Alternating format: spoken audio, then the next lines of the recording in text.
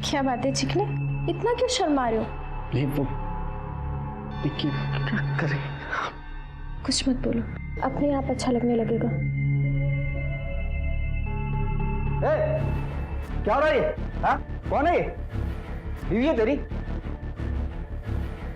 Sir गलती हो गई, माफ कर दीजिए, आगे से ऐसा नहीं करेंगे। अच्छा, मतलब लफड़े वाला काम है ये। तुम लोगों की वजह से ना हमारी संस्कृति खराब हो रही है।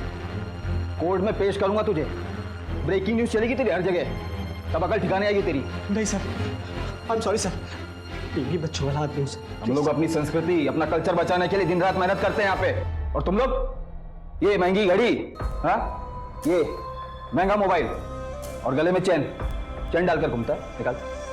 हाँ सर। निकाल, शोभा नहीं देता तेरे पे। निकाल। हाँ, ये भी निकाल। दिखा रहा हूँ सर। ये लीजिए सर।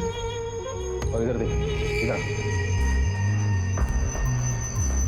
ये इतना महंगा कैमरा लगाया यहाँ पे, पूरा हॉलीवुड स्टाइल में फिल्म बनी थी। करूँ रिलीज? नहीं सर, सर सर सर मेरी इज्जत नीलाम हो जाएगी सर। इज्जत बचानी है? हाँ सर। कीमत है सिर्फ 30 लाख। फिर मैंने और कमल ने उस पर प्रेशर बनाना शुरू किया। सर हमें सच में नहीं पता था कि वो सुसाइड कर लेगा।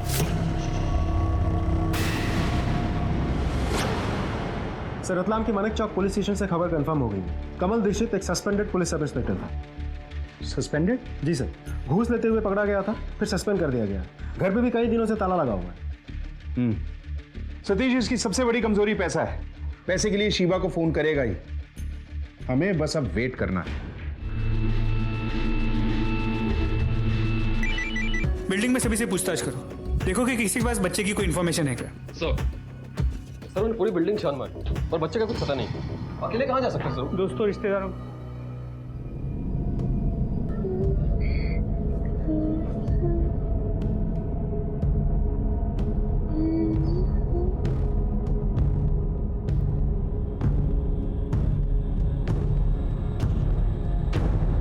अर्जुन बेटा, तुम अर्जुन हो? बेटा बाहर आओ, बाहर आओ।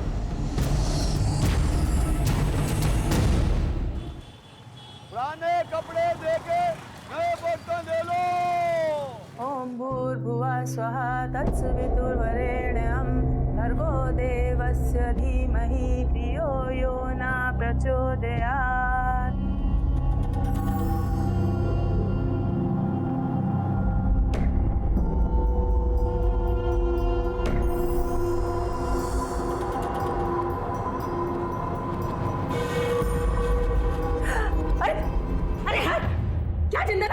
दिखाई नहीं देता, दूध गिर रहा है।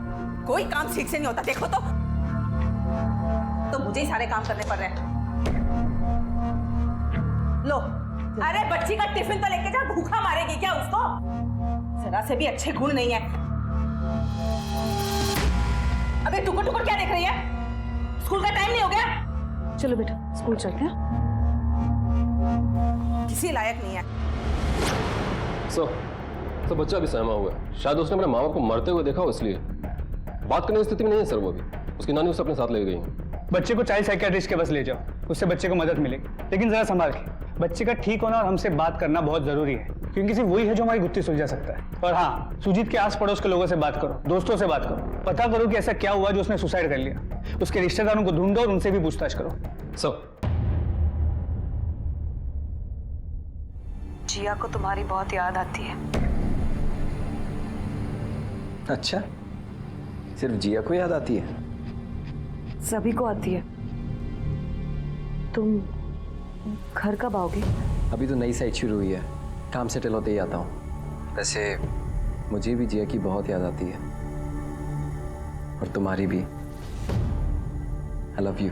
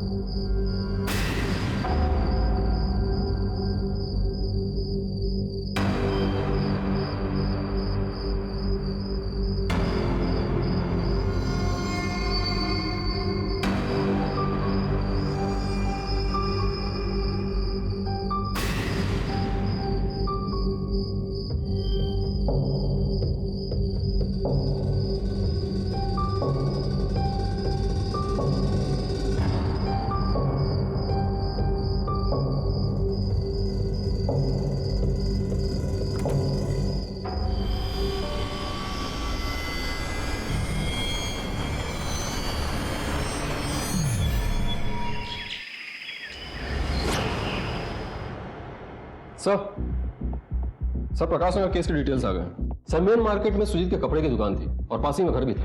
अचानक से सर रातों रात उसने दुकान और मकान दोनों बेच दिया। उसके बाद वो किराए घर में जाकर रहने लगे। उसके रिश्तेदारों का कुछ पता चला?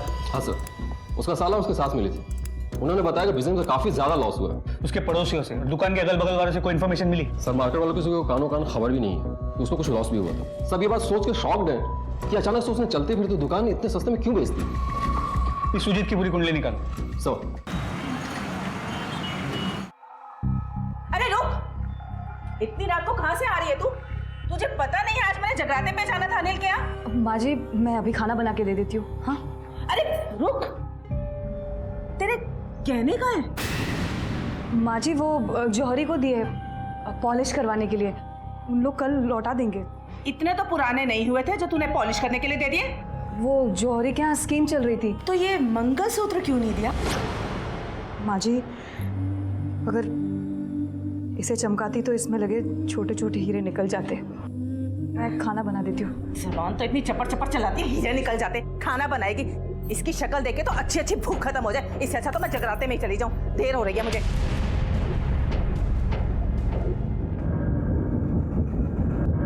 पापा देखो यहाँ से रोड कितना अच्छा दिखता है।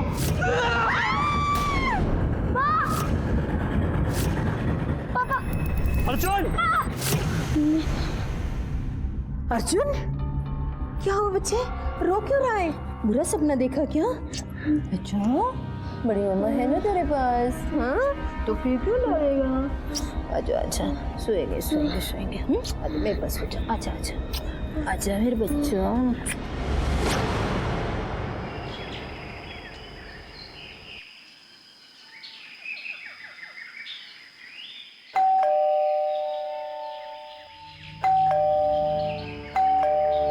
अरे मधु, दरवाजा खोल। मधु, ए मधु, मधु, ए मधु। जिया, जिया। माँ, दादी माँ वहाँ कहाँ गई? नहीं है घर में, इसका मतलब काम करता है और हम एक घर खरीदने वाले थे। उसी के कुछ पेपर तैयार कराने थे, इसीलिए उसने पैसे भेजे थे। अच्छा इन पैसों के बारे में और किसी को भी पता था? मेरी बहू, मुझे और मेरे बेटे को बस। आपकी बहू की कोई फोटोग्राफ है आपके पास? आपको पक्का शक है कि ये सब आपकी बहू का किया धरा है? शक? अरे मुझे तो पूरा यकीन है ये सब उसी ने किया है। सारे पैसे लेकर भाग गई अपने आशिक के साथ। दादी मम्मी कहाँ गई?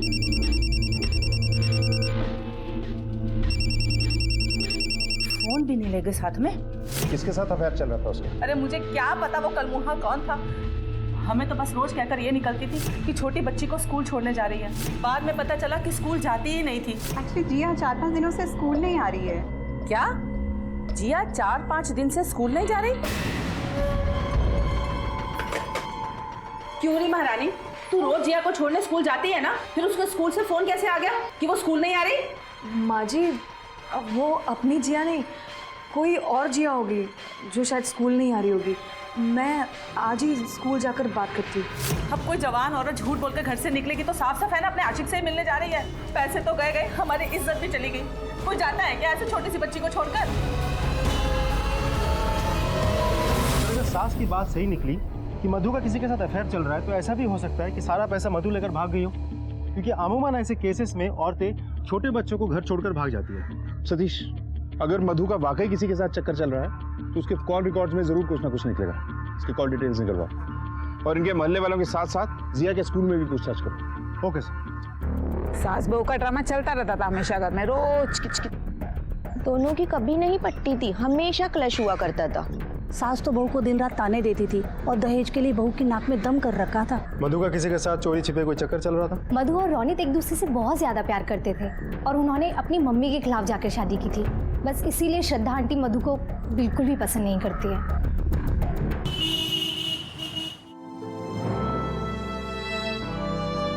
बच्चा अभी तक सदमे में है, रात को उठ के रोने लगता है, चिल्लाने लगता है, बहुत डर जाता है। ये देखो चॉकलेट, आपको अच्छी लगती है चॉकलेट? देखो चॉकलेट।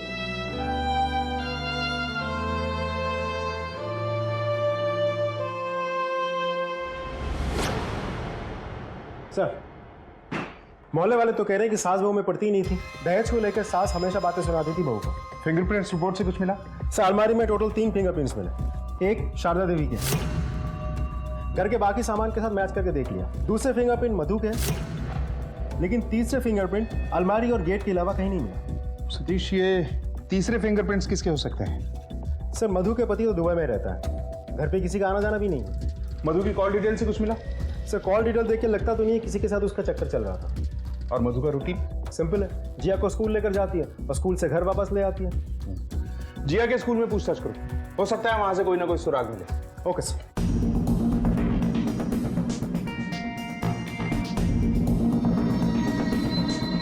जिया तो 2-3 दिन से स्कूल ही नहीं आ रही है। उसकी दादी से भी बात हुई थी। एक्चुअली जिया 4-5 दिनों से स्कूल नहीं आ रही है। क्या जिया 4-5 दिन से स्कूल नहीं जा रही? तो मधु ने बताया कि जिया बीमार है, जब वो ठीक हो जाएगी तो वो उसे खुद स्कूल ले आएगी। सर, जिया पिछले कुछ दिनों से स्कूल ही नहीं गई थी।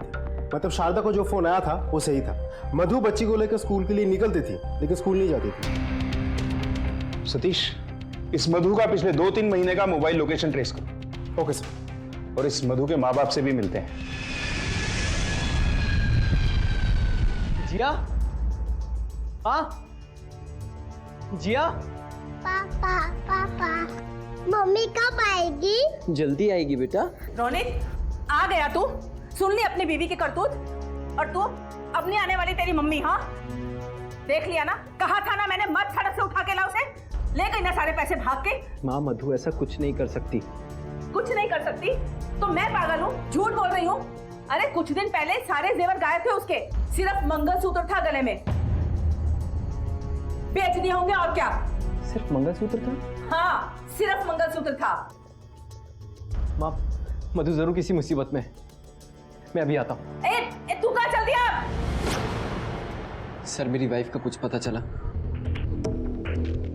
देखिए, हमारी छानबीन चल रही है। वैसे आपको क्या लगता है, आपकी पत्नी मधु इतने सारे पैसे लेकर घर छोड़कर कहाँ जा सकती है?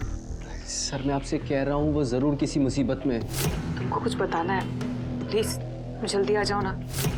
प्लीज सर, उसे ढूंढिए।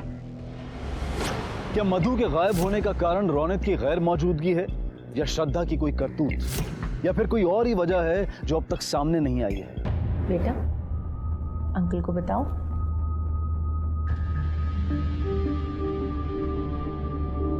पापा, अपने स्नेह घर से मार्केट कितना पास है? हाँ बेटा, सब कुछ पास में मिलता है। पापा, वो देखो हवालदार संतोष अंकल। चलो पापा, क्या हुआ? नहीं बेटा, हम ऐसा करते हैं ना, हम दूसरे रास्ते से चलेंगे। लेकिन इधर ही अपना घर ना। नहीं बेटा, वहां से चलेंगे ना। चला जा। लेकिन इतनी दूर पापा, उधर चलो। चलो आगे देखो। डरो मत, बताओ क्या बोल रहे थे? पापा पुलिस वाले अंकल से डरते थे। सर, मधु के मोबाइल के पिछले कुछ महीनों की लोकेशन ट्रेस हो गई है। ज्यादा करके लोकेशन जिया के स्कूल के आसपास की है। जिया के स्कूल की टाइमिंग क्या है? सुबह 9 से 12। रोज उस समय मधु के लोकेशन उसी स्कूल के पास की है। मैं एक बार थोड़ा जल्दी आ गई थी तो वो सामने वाले कॉफी शॉप में बैठ के स्कूल छूटने का इंतजार कर रही थी। वहाँ पर मैंने मधु को एक आदमी के साथ देखा था। कौन आदमी? आप जानती हैं उसे? नहीं, मैं उसे नहीं जानती और मैंने उसका चेहरा भी नहीं देखा। इस लेडी को जानते हैं आप? हाँ सर, ये एक आदमी के साथ आती थी और वो लोग यहाँ बैठकर घंटों बातें किया करते थे। जिस आदमी के साथ ये आती थी, आप जानते हैं उसे? नहीं सर, पर हाँ, उन दोनों को देखकर ऐसा लगता था कि वो दोनों एक दूसरे को बहुत अच्छे से जानते हैं। फिर भी उसका नाम पता कुछ तो जानते होंगे आप? नहीं सर, वो तो नहीं पता, पर वो आप लोगों की तरह ही खाकी पैंट और बूट पहनकर आता था। आपके यहाँ कोई सीसीटीवी कैमरा वगैरह कुछ नहीं? नहीं सर। क्यों? सर अभी अभी शॉप चालू की है हमने सर, बस जल्दी लगवा लेंगे। आप स्केच बनवा सकते हैं उस आदमी? हाँ सर, बिल्कुल।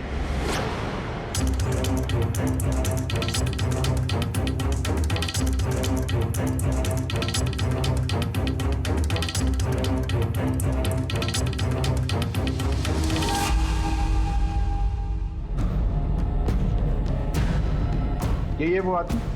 हाँ सर। सतीश, ये जो कोई भी है इसकी डिटेल्स निकलवाओ। सर ये भी तो हो सकता है कि आदमी पुलिस वाला ना हो, क्योंकि खाकी पैंट और जूते सिर्फ पुलिस वाले नहीं पहनते। सर हो सकता है कि मधु का इसका साथ ही अफेयर चल रहा हो और मधु इसी के साथ भाग गई हो, और वो तीसरा फिंगरप्रिंट भी इसी आदमी का हो सकता है। सर सतीश, ये जो अभी अभी हमें लीड मिली है कि ये कोई पुलिस वाला हो सकता है, इसे हम लाइटली नहीं ले सकते। इस स्केच को आसपास के हर एक पुलिस स्टेशन में सर्कुलेट करो और पता करो कि ये कहाँ तैनात है। Okay sir. अब तक सिर्फ मधु की सास ये कह रही थी कि मधु का किसी के साथ अफेयर चल रहा है, सारे पैसे लेकर भाग गई अपने आशिक के साथ। लेकिन अब पुलिस के पास एक चेहरा भी था जिससे मधु का मिलना जुलना था। तो क्या उसी के साथ मधु पैसे लेकर भाग गई थी या फिर उसे बरगला कर भगाया गया? इस आदमी को देखा है कभी आप लोगों ने? कौन है ये आदमी? क्या किया इसने? नहीं सर, मैं इसे नहीं जानता। इस आदमी को कई बार आपकी पत्नी के साथ स्कूल के पास वाले कॉफी शॉप में देखा गया है। देखा, जानती थी मैं एक दिन खानदान की नाक कटवा के रहेगी ये। बस हो गया ना सारा गुड़ गोबर। अरे मेरी बात पर विश्वास नहीं था, अब तो वर्दी वाले भी कह रहे हैं, अब तो मान ले। नहीं सर, मेरी मधु ऐसा कुछ नहीं कर सकती। जरूर कोई और बात रही होगी। सर स्केच को भोपाल के सभी पुलिस स्टेशन में भेज दिया।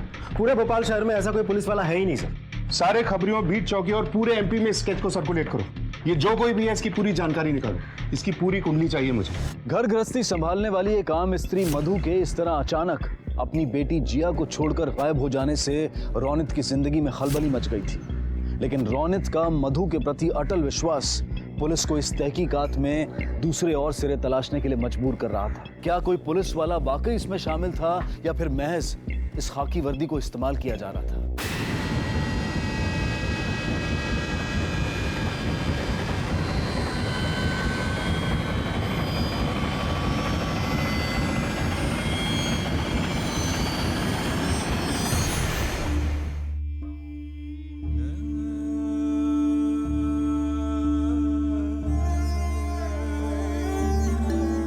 पसंद आया?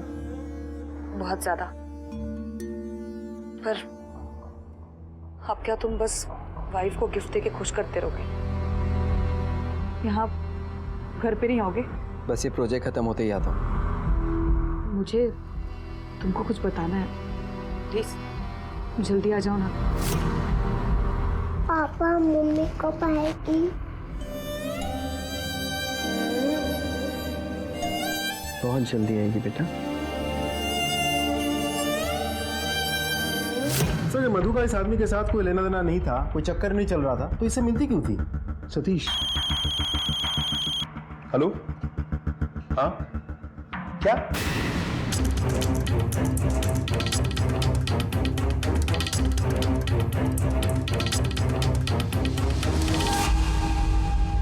सिर्फ तो मधु की बॉडी लगती है। मधु की फोटोग्राफ है? हाँ सर, फोटो देखो। जी सर, मधु ही है। सतीश, बॉडी को पोस्टमार्टम के लिए भेजो और रोनित और उसकी फैमिली को इन्फॉर्म करो। Okay sir.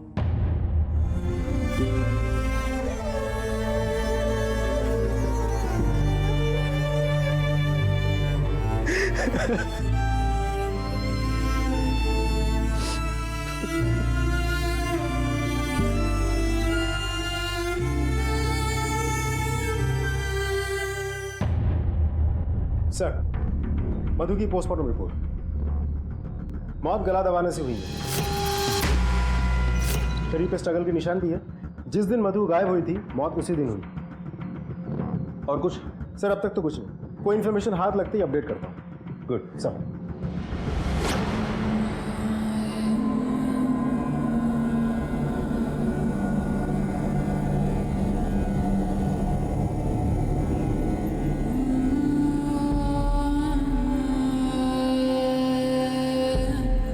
रौनक तुम हो तो बहुत दूर ना। अरे कहाँ? इस मंगलसूत्र के साथ तुम्हारे गले ही तो पड़ा हुआ हो ना। मुझे तुमको कुछ बताना है।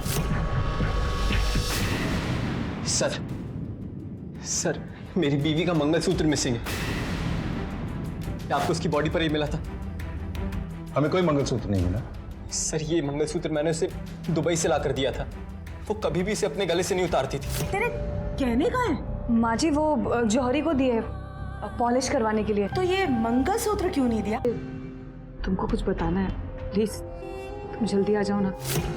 वो बार बार कहती रही जल्दी आ जाओ, एक बात बतानी है, पर मैं कभी अच्छे से उसकी बात समझ ही नहीं पाया कि वो क्या बताना चाहती है।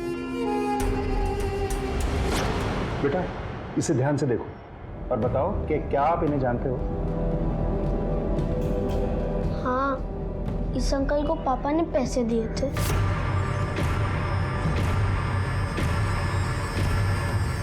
ये बहुत गंदे अंकल है। वहाँ से आने के बाद पापा बहुत अपसेट रहते थे। बेटा क्या ये अंकल पुलिस वाले हैं?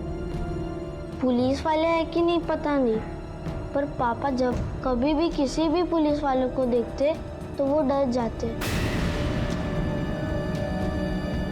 अच्छा बेटा, आपके पापा हमेशा से पुलिस से डरते थे या पिछले दिनों में कुछ ऐसा हुआ था जिससे वो डरने लगे? पहले तो पापा की पुलिस वालों के साथ दोस्ती थी, वो फ्रेंड्स थे, वो हर रोज उनकी दुकान पे आते थे।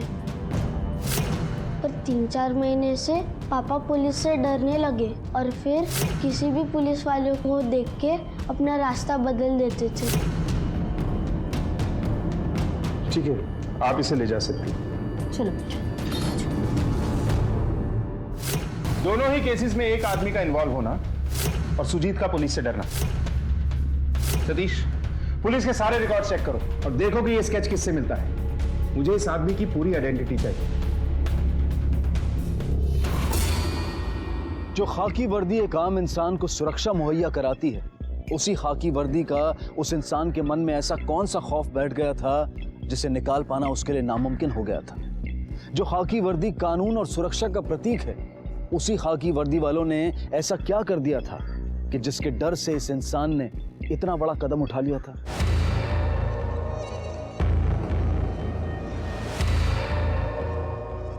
बेच रहा है?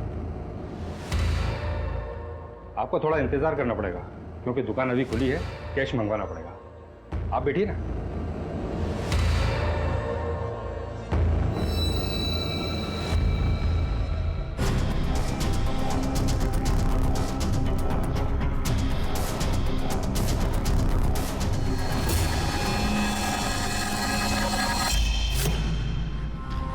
आंडे ले लो।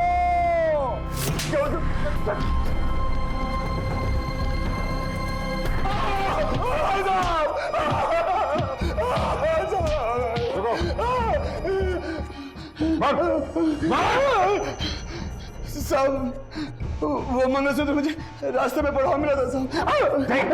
तेरे फिंगरप्रिंट्स मैच किए हैं हमने। मधु के घर के दरवाजे पर, अलमारी पर, सब जगह तेरे फिंगरप्रिंट्स हैं। क्यों मारा मधु को? पैसे कहाँ हैं? मैं मानता हूँ साहब, मैंने मंगलसूत्र चुराया साहब, लेकिन मैंने उसे नहीं मारा साहब, और पैसे भी मेरे पास नहीं है साहब। वो दूसरा आदमी ने।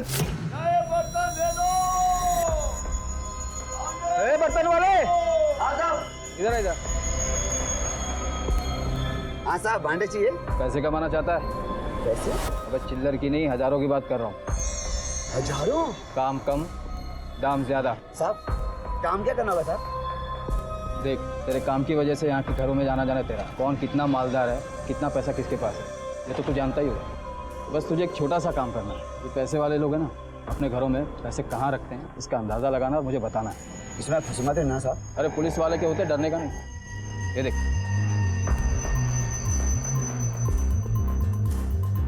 बोल, है कोई खतरा? साहब मैंने उसे कुछ घरों की अंदर की खबर दी थी साहब। हेलो, हाँ बेटा, जीते रहो। जरा जोर से बोलो, आवाज नहीं आ रही। हाँ हाँ बेटा, जो 5 लाख भेजे थे तूने वो मुझे मिल गए। उसने मुझे पैसे दिए थे साहब, और वो फिर उस रात आया साहब और बोला चल लंबा हाथ मार दे साहब। फिर हम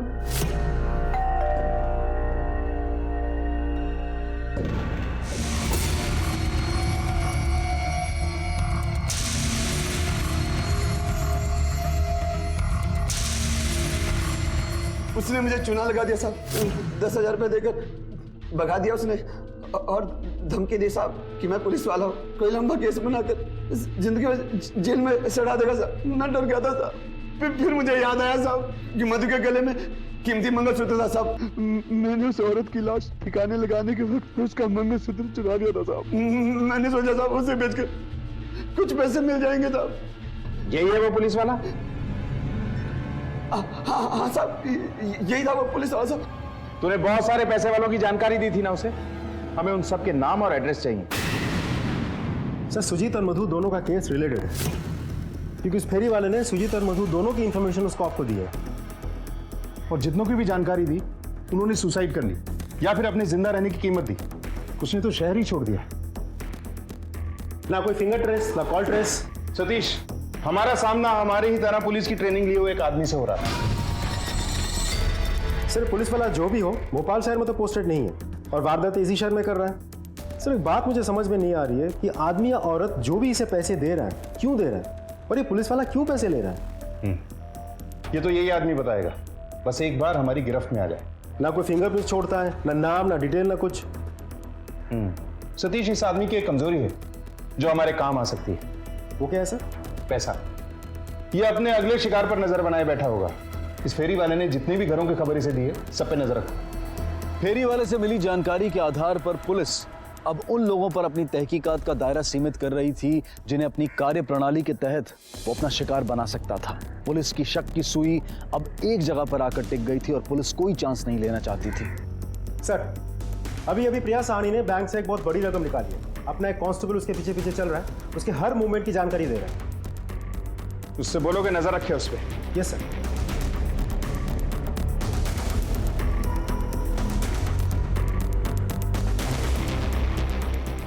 सर। सर बड़े नाके में किसी लड़की को उसने पैकेट दिया। ठीक है, उसकी हर एक्टिविटी पे नजर रखो, हम लोग भी आ रहे हैं।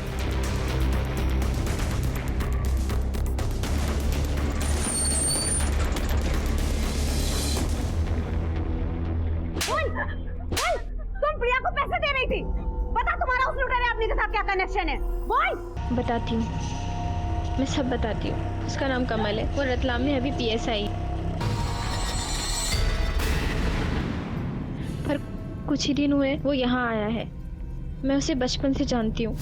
मुझे तो ना अपनी लाइफ में खूब सारे पैसे कमाने हैं, लाखों करोड़ों रुपए, गोनी भर भर के। उसके बाद विदेश जाके सेटल हो जाऊंगी और खूब ऐश करूंगी। क्या बात कर रही है तू? पैसे कमाना चाहती है तू? अरे तो पहले बोलना था ना, अब तक तो पैसों का ढेर लग गया होता। कैसे? तू मेरा साथ दे बस। हाँ बिल्कुल।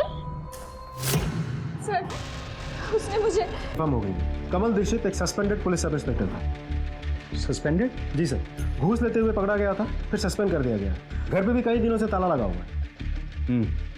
सतीश, इसकी सबसे बड़ी कमजोरी पैसा है। पैसे के लिए शिवा को फोन करेगा ही, हमें बस अब वेट करना है।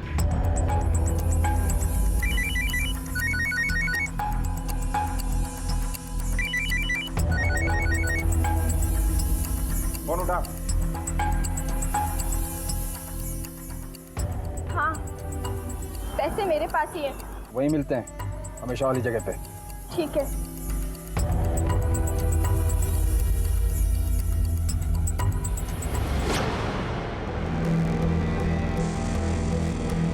आजा।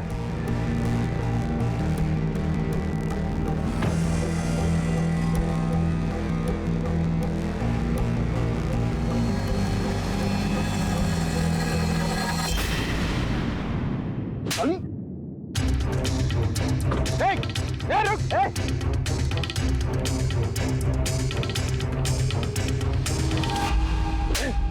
तोड़। कब से कर रहा है ये सब? कैसे करता है? और कौन कौन शामिल है तेरे साथ? सस्पेंड होने के बाद से बहुत से कम लोगों के साथ काम करता था मैं, पर वो जितने भी थे हर एक 10 के बराबर थे। मधु के साथ क्या किया? फेरी वाला ने मुझे बताया था कि मधु का पति दुबई में काम करता है, बहुत पैसे कमाता है वो। यहाँ सिर्फ सास बहू और एक छोटी बच्ची है। तो मैं मधु का पीछा करने लगा, उसका पूरा शेड्यूल निकाला। कभी कभी मधु अपनी बच्ची को स्कूल छोड़ने के बाद एक कॉफी शॉप में जाती थी, मैं भी वहाँ जाने लगा। एक्सक्यूज मी, एक्चुअली यहाँ पर कहीं बैठने की जगह है नहीं। इफ़ यू डोंट माइंड, क्या मैं यहाँ बैठ सकता हूँ?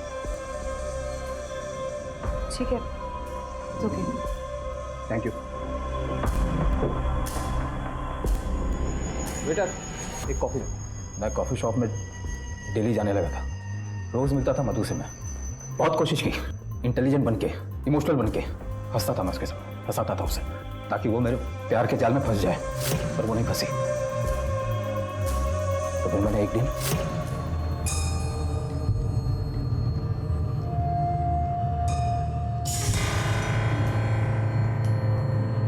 कॉफी। आज वैसे बहुत खूबसूरत दिख रही हो तुम। थैंक्स। अकेला रहते रहते इंसान बोर हो जाता है ना।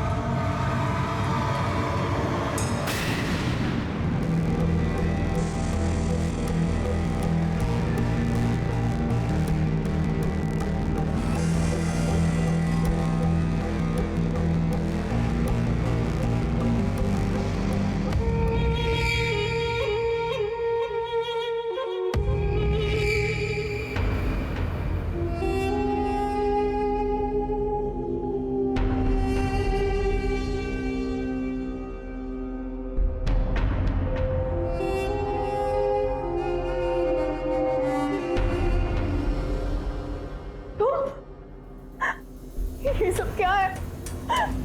ज्यादा बोल मत, तकलीफ हो जाएगी। अभी अभी तो हमने प्यार की आखिरी सीढ़ी पार की है, और जो कुछ भी हुआ है ना हमारे बीच, वो सब कुछ इस फोन में रिकॉर्ड है।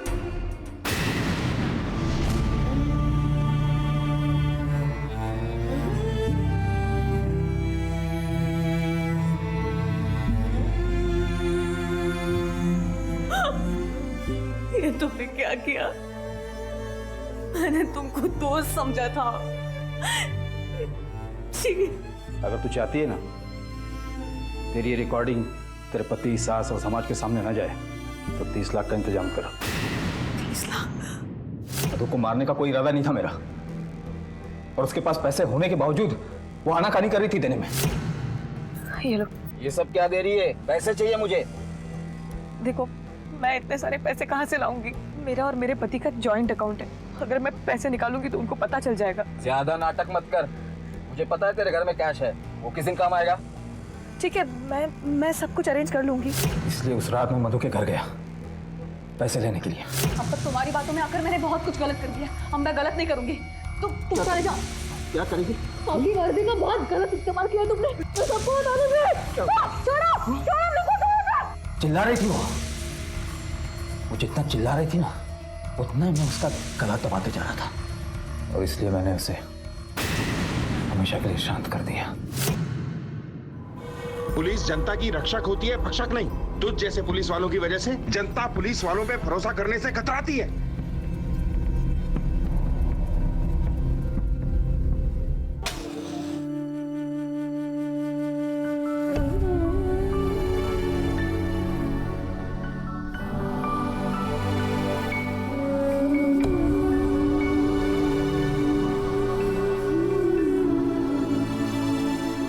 आपसे कहता था ना माँ, मेरी मधु कभी मुझे धोखा नहीं दे सकती।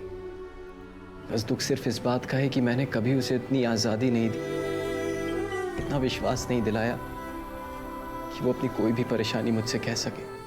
काश उसकी आवाज में छुपे दर्द को समझ पाता।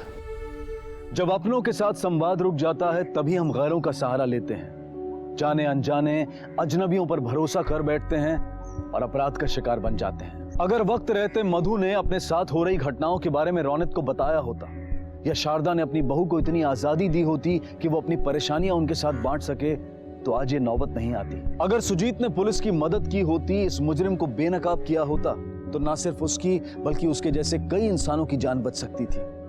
उसने जो रास्ता चुना वो गलत था। याद रखिए, जुर्म करने वाले ना सिर्फ सीधे हमें अपना शिकार बनाते हैं, बल्कि ऐसे हालात भी पैदा कर देते हैं कि इंसान उनके चंगुल में फंसकर खुद जुर्म के दलदल में उतर जाता है। जब सहन शक्ति का बांध टूटता है तो सूझबूझ कहीं खो जाती है और संगीन नतीजे सामने आते हैं। ये बेहद जरूरी है कि हम अपने अंदर की भलाई के साथ समझौता ना करें, रिश्तों के बीच भरोसा कायम रखें, क्योंकि ये भरोसे ही हमारी जिंदगी की खुशहाली की चाबी है। इसी विचार के साथ अब मैं अनूप सोनी आपसे विदा लेता हूं।